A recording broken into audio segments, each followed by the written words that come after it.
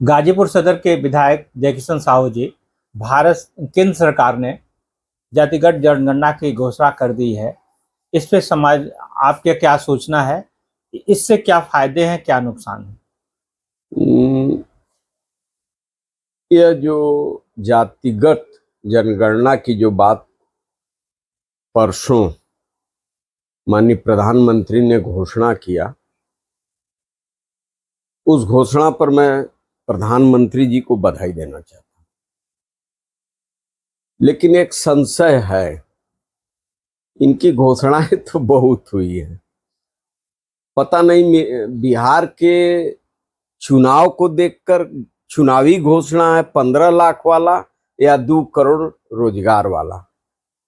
वह है कि वास्तविकता पहले तो घोषणा के साथ यह भी बताना चाहिए था कि यह जनगणना जून में चालू हो जाएगा, जुलाई में हो जाएगा, अगस्त में हो जाएगा या दिसंबर से चालू होगा।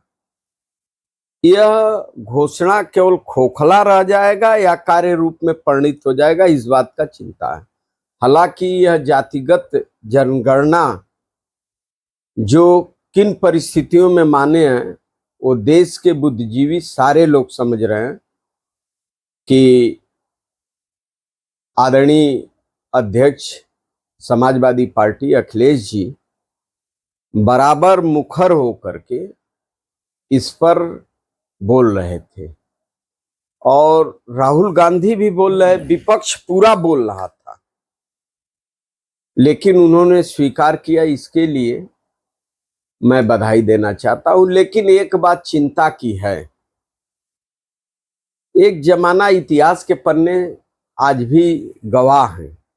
एक जमाना था, श्रद्धेय जन नायक कर्पूरी ठाकुर की सरकार थी। जब उन्होंने जातिगत जनगणना की बात उठाई थी तो उस समय की सरकार लोगों ने गिरा दिया था। आज के 10 दिन पहले कितना जबरदस्त इन लोगों का जातिगत जनगणना में इन लोगों के विचार विरोध में थे।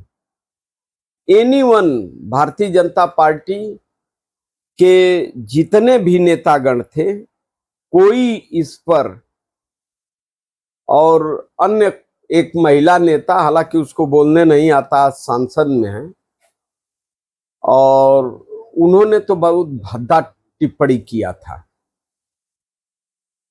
तो आज उसको जिस बात पर सदैव उन लोगों ने विरोध किया, विपक्ष की बात नहीं माने, चाहे कर्पूरी ठाकुर रहे हों, चाहे आदरणीय रामविलास पासवान रहे हों, चाहे आदरणीय शरद यादव जी रहे हों, चाहे श्रद्धेय जॉर्ज फर्नांडीज जी रहे हों, लालू यादव, आदरणीय श्रद्धेय मुलायम सिंह यादव, फिर उसके बाद अखिलेश जी और तमाम प्रतिपक्ष के नेता, सारे लोग जातिगत जनगणना में अपना समर्थन दिया, लेकिन कभी ये लोग मानने का काम नहीं किए हैं। आज घोषणा किए हैं, जिस परिस्थिति में हुई है वह मुझे एक बात का थोड़ा सा संशय होता है कि क्या यह घोषणा रहेगा या इसको कार्य रूप में परिणित करेंगे। इस जातिगत जनगणना से वैश्य समाज, पिछड़े समाज को क्या लाभ होगा? वैश्य समाज और पिछड़े समाज नहीं, सर्व समाज को यह फायदा होने वाली चीज है। जिसकी जितनी संख्या भारी, उसकी उतनी हिस्सेदारी। जो संख्या हमारी मान लीजिए 5% है और हम जनगणना न होने के कारण हिस्सेदारी हमारी 0% होती थी। यह अफसोस है। जनगणना हो जाएगा तो हिस्सेदारी बराबर की सबको मिल जाएगी।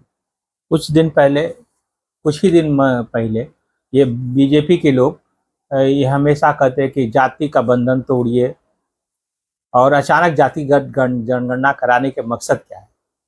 मैंने आपसे पहले ही कहा, यह इनके सामने कोई बहुत बड़ी मजबूरी है। बिहार चुनाव चल रहा है,